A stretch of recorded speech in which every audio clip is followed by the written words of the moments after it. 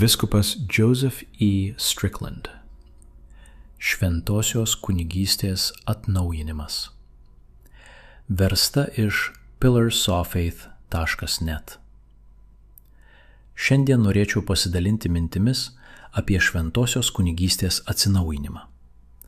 Tai tema, kuri turėtų būti artima kiekvieno kataliko širdžiai, nes bažnyčios atsinaujinimo negali būti be jos kunigų atsinaujinimo.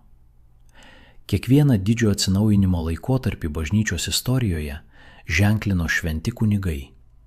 Vyrai, kurie labiau už viską mylėjo Kristų, be kompromisų skelbė tiesą, su gilia pagarba aukojo šventąją Eucharistiją ir savanoriškai aukojo savo gyvybės sielų išgelbėjimui. Šiandien daug girdime apie atsinaujinimą. Girdime raginimus reformuoti, keisti, ieškoti naujų požiūrių.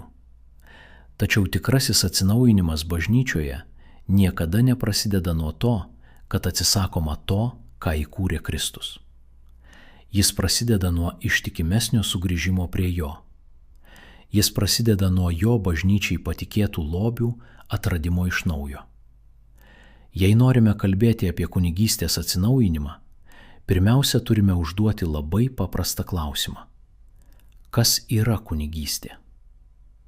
Kunigystė nėra tiesiog profesija. Tai nėra darbas ar vien vadovaujančios pareigos.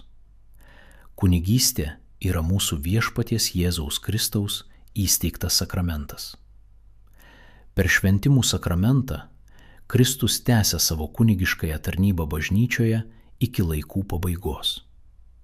Savo viešosios tarnystės metu mūsų viešpats palaipsniui rengė apaštalus šiai šventajai tarnystei. Iš daugybės savo mokinių jis išsirinko 12 ir juos asmeniškai ugdė.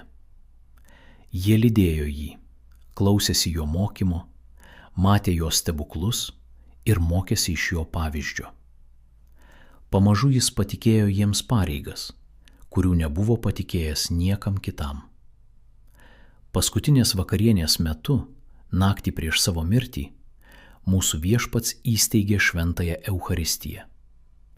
Paėmęs duoną ir vyną į savo šventas rankas, jis suteikė jiems savo kūną ir kraują ir įsakė apaštalams: tai darykite mano atminimui. Šiais žodžiais Kristus patikėjo jiems šventąją galią sakramentiškai aukoti jo auką iki laikų pabaigos.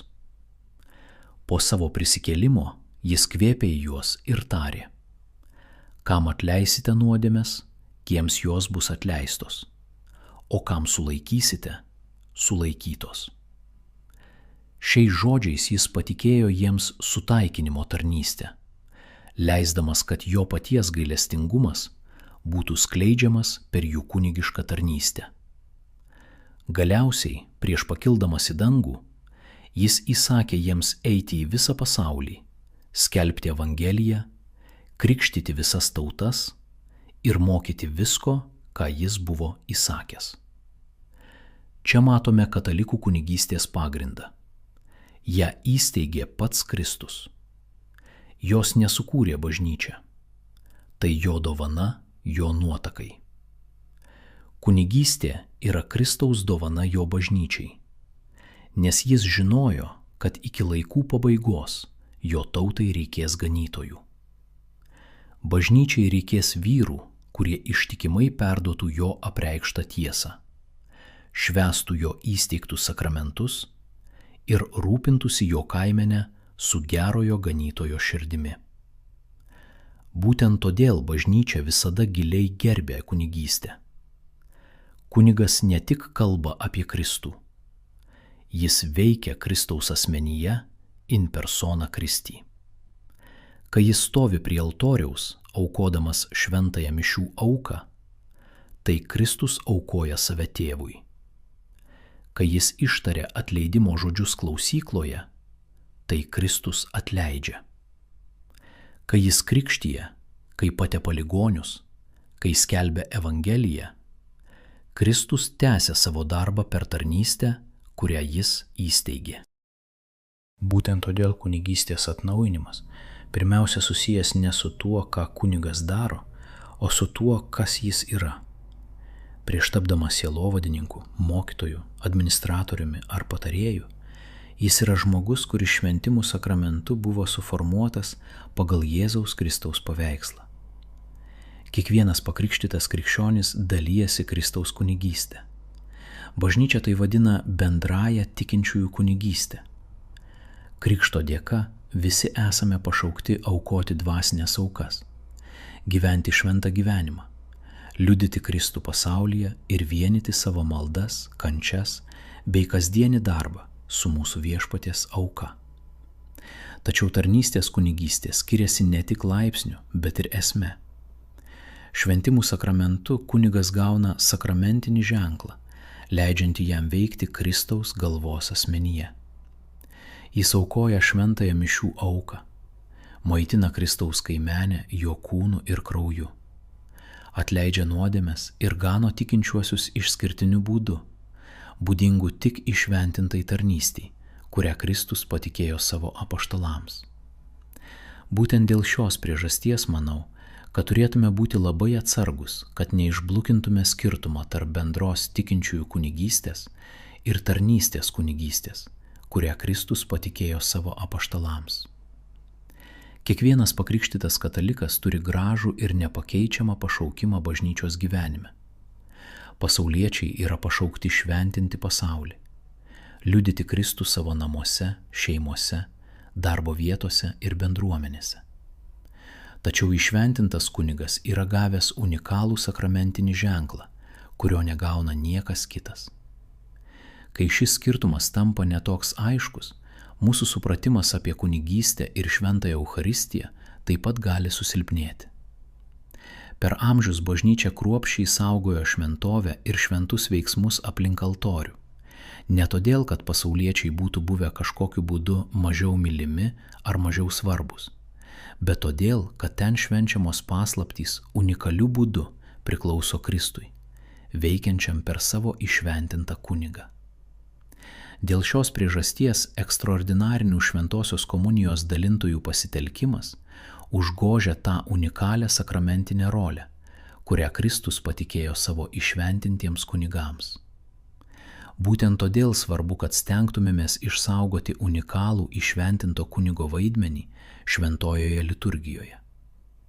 Kuo aiškiau atskirsime tai, kas priklauso kunigiškai tarnystei, nuo to, kas priklauso pasauliečių pašaukimui, tuo aiškiau tikintieji galės atpažinti nepakartojamą dovaną, kurią Kristus suteikė savo bažnyčiai šventimų sakramentu.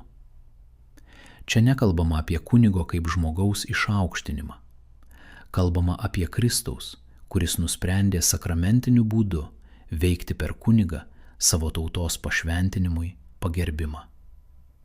Kunigystės atsinaujinimas įvyks, kai atgausime tą giluminį šventumo jausmą, vėl pripažindami, kad altorius yra šventas, Eucharistija yra šventa, kaip šventa yra ir Kristaus įsteigta kunigystė. Jei pažvelgsime į bažnyčios istoriją, pamatysime, kad šventoji motina bažnyčia nuo pat pradžių suprato, jog žmogus niekada neturėtų prieiti prie altoriaus nepasiruošęs. Kunigystė niekada nebuvo laikoma tiesiog dar viena pareigybė, kurią reikia užimti, ar dar viena atsakomybė, kurią reikia prisiimti. Ji buvo pripažįstama kaip šventas pašaukimas, reikalaujantis metų metus trunkančio ugdymo, maldos, drausmės ir dorybių puoselėjimo. Šis supratimas davė pradžią tam, kas tapo žinoma kaip žemesnieji ir aukštesnieji šventimai. Šimtmečius vyras laipsniškai artėjo prie kunigystės. Pirmiausia, jis mokėsi tarnauti. Jis mokėsi pagarbos. Jis mokėsi paklusnumo. Jis mokėsi, kad kiekvienas veiksmas susijęs su šventąja liturgija turėtų atspindėti to Dievo, kurį garbiname, šventumą. Lotynų bažnyčia tradiciškai pripažindavo žemesniuosius šventimus – durininko, lektoriaus, egzorcisto ir akolito, po kurių sekdavo aukštesnieji – subdiakono, diakono ir kunigo, o vyskupystė buvo laikoma kunigystės pilnatvė. Tai nebuvo tiesiog mokymo programos etapai. Jie primindavo tiek kandidatui, tiek tikintiesiems, kad priartėjimas prie Dievo altoriaus reikalauja nuolankumo, pasiruošimo ir vis didesnio panašumo į Kristų. Viena iš senovinių apeigų susijusių su šiuo pasirengimu buvo tonzūros apeigos. Šios ceremonijos metu kandidatui buvo nukerpama nedidelė plaukų dalis, žyminti jo įžengimą į dvasininko luomą. Tai buvo išorinis ženklas, kad jo gyvenimas dabar ypatingų būdu buvo pašvęstas Kristaus ir jo bažnyčios tarnystei. Dažnai galvojame apie savitą pranciškonų tonzūrą, tačiau pati praktika nukreipia mus į kažką daug gilesnio. Norą atsisakyti pasaulietinių siekių ir visiškai priklausyti viešpačiui. Nesvarbu, ar kalbame apie tonzūrą, žemesniuosius šventimus ar ilgus ugdymo metus, kurie visada buvo būdingi kunigų rengimui, jie visi skelbia tą pačią tiesą. Kunigystė yra šventa, nes ji priklauso Kristui. Bažnyčia kunigystę apgaubė šiais ženklais ne todėl, kad norėjo, jog kunigai atrodytų svarbus. Ji tai padarė todėl, kad niekada nenorėjo pamiršti jiems patikėtų sakramentų šventumo. Tai viena iš pamokų, kurią šiandien turime atgaivinti. Kunigystės atsinaujinimas prasideda tada, kai vėl pripažįstame, kad tai, kas vyksta prie altoriaus, yra dangaus susilietimas su žeme, o ten stovintis žmogus yra pašauktas gyventi gilaus šventumo ir visiško savęs atidavimo gyvenimą. Bažnyčia visada daug tikėjosi iš savo kunigų, nes pats Kristus daug tikisi iš tų, kuriuos jis pašaukė sekti juo šiuo unikaliu būdu. Mąstydami apie šventosios kunigystės atsinaujinimą, taip pat turėtume prisiminti, kad Kristus šio sakramento suteikimą patikėjo apaštalams ir jų įpėdiniams. Nuo pat bažnyčios ištakų įprastinis šventimų sakramento teikėjas yra vyskupas. Uždėdamas rankas ir sakydamas konsekracijos maldą, vyskupas išventina diakonus, kunigus ir vyskupus, išsaugodamas apaštališkąją sukcesiją, kuri nepertraukiamai tęsiasi iki paties Kristaus. Tai viena iš priežasčių, kodėl bažnyčia visada taip rūpestingai saugojo šventimus. Mums nesuteikta teisė juos iš naujo apibrėžti. Mums nesuteikta teisė juos keisti pagal kokios nors epochos dvasią. Mes esame to, ką Kristus patikėjo savo bažnyčiai saugotojai. Mūsų dienomis vis dar kyla klausimų dėl to, kas gali priimti šventimus. Tačiau bažnyčia nuosekliai moko, kad ji neturi įgaliojimų suteikti kunigystės šventimus moterims. Tai nėra sprendimas susijęs su orumu ar šventumu. Didžiausias kada nors sukurtas žmogiškasis asmuo, švenčiausioji mergelė Marija, nebuvo pašaukta į tarnystės kunigystę. Jos pašaukimas mums primena, kad šventumas nepriklauso nuo šventimų.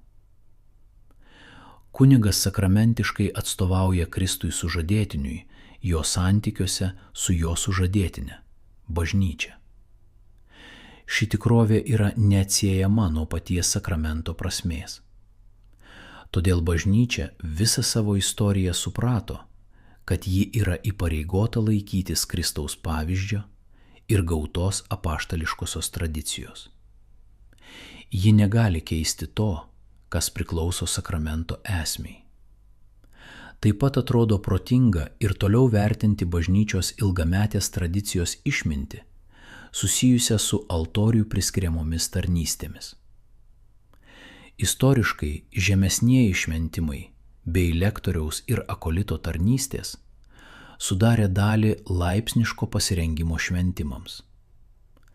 Jos atspindėjo tvarkingą žengimą link diakonato ir kunigystės, bei pabrėžė dieviškojo garbinimo šventumą. 2021 m. popiežius Pranciškus pakeitė kanonų teisės kodeksą, kad moterims būtų leidžiama būti išrinktoms lektorių ir akolitų pareigoms. Šis pakeitimas įteisino praktiką, kuri daugelėje vietų jau buvo tapusi įprasta. Pripažindamas dabartinę bažnyčios tvarką, manau, kad svarbu toliau apmastyti prieš tai buvusią nepertraukiamą liturginę tradiciją ir simbolinį ryšį, kurį šios tarnystės nuo seno palaikė su įšventintąja tarnyste. Kunigystės atsinaujinimas negali būti atskirtas nuo šventosios liturgijos atsinaujinimo. Šimtmečius bažnyčia plėtojo savo liturginį gyvenimą taip, kad jame būtų pabrėžiamas pagarbumas, auka, tyla ir transcendentinė šventosios Eucharistijos paslaptis. Kiekvienas liturginis drabužis, kiekvienas gestas, kiekviena malda, kiekviena tylos akimirka tiek kunigui, tiek tikintiesiems primindavo, kad mišios nėra kažkas, ką sukuriame mes patys. Tai yra Kristaus auka, tapusi realybė ant altoriaus. Kai pagarba silpsta, silpsta ir mūsų supratimas apie kunigystę. Kai kunigas pradedamas vertinti pirmiausia kaip mišių vadovas, o ne kaip tas, kuris įsikūnijęs Kristaus asmenyje aukoja šventąją auką, prarandama kažkas esminio. Todėl kunigystės atnaujinimas kviečia mus sugrįžti prie atnaujintos meilės šventajai liturgijai, atnaujintos pagarbos Jėzaus Kristaus tikrajam buvimui šventojoje Eucharistijoje ir atnaujinto supratimo, kad kiekvienos mišios suvienyje žemę su dangumi. Tai taip pat ragina mus branginti turtingą liturginį paveldą, kuris per amžius maitino nesuskaičiuojamą daugybę šventųjų.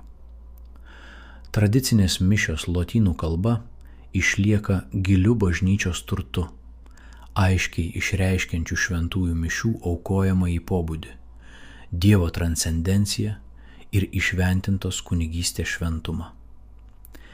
Tikiu, kad ši garbinga liturgija neturėtų būti nesutarimų šaltinis, nes ji yra vienas iš didžiausių mūsų katalikiško paveldo lodų.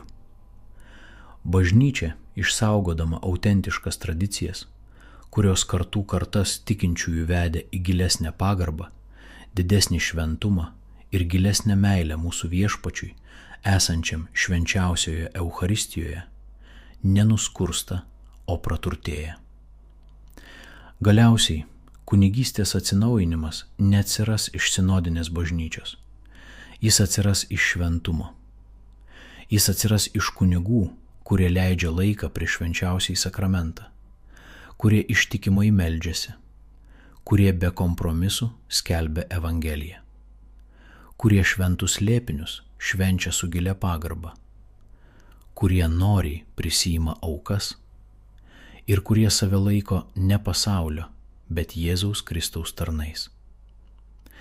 Šventosios kunigystės atsinaujinimas galiausiai nėra vien tik išorinių dalykų, kad ir kokie jie būtų svarbus atkūrimas. Tai yra visiškas širdžių sugrįžimas prie Jėzaus Kristaus.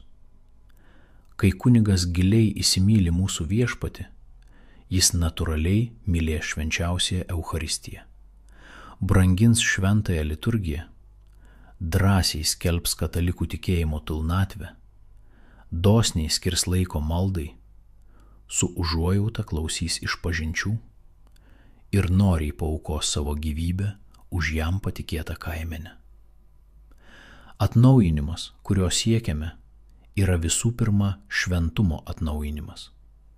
Atnaujinimas, kuris prasideda kiekvieno kunigo širdyje ir spinduliuoja į išorę, į kiekvieną parapiją, kiekvieną šeimą ir kiekvieną sielą, kurią jis tarnauja. Meldžiamės už šventosios kunigystės atsinaujinimą, tačiau taip pat apžvelkime savo širdis. Ar nuolatos meldžiamės už savo kunigus? Ar drąsiname jaunuolius, kurie galbūt girdi Viešpaties šaukimą? Ar dėkojame ištikimiems kunigams už jų aukas? Ar laikome tai savaime suprantamų dalykų? Bažnyčia visada klestėjo, kai jos kunigai buvo šventi, o šventus kunigus visada rėmė šventų žmonių maldos ir aukos. Prašykime Viešpatį, kad jis atnaujintų mumyse gilesnę meilę jo bažnyčiai, didesnę pagarbą šventiesiems slėpiniams ir nepalaužiamą ištikimybę mums perduotam tikėjimo lobiui. Tegul mes niekada nenustosime melstis, kad Kristus, amžinasis vyriausiasis kunigas, ir toliau augintų drąsius ganytojus pagal savo širdį, Dievo šloviai ir sielų išganimui. Tegul švenčiausioji mergelė Marija, Dievo motina ir bažnyčios motina, apgaubia kiekvieną kunigą savo motinišku apsiaustu. Tegul ji išprašo mūsų vyskupams, kunigams ir seminaristams drąsos tvirtai laikytis tiesos, nuolankumo tarnauti Kristui dosniomis širdimis ir malonės ištikimai vesti sielas į amžinąjį gyvenimą. Ir tegul švenčiausioji Jėzaus širdis atnaujina savo šventąją kunigystę Dievo šlovės ir sielų išgelbėjimo labui. Tegul visagalis Dievas jūs laimina, Tėvas, Sūnus ir Šventoji Dvasia. Amen. Vyskupas Joseph E. Strickland, vyskupas emeritas. Svetainė katalikų-tradicija.lt. Pasauliečių tradicinių katalikų judėjimas Lietuvoje. Išsilaikome tik iš tikinčiųjų aukų.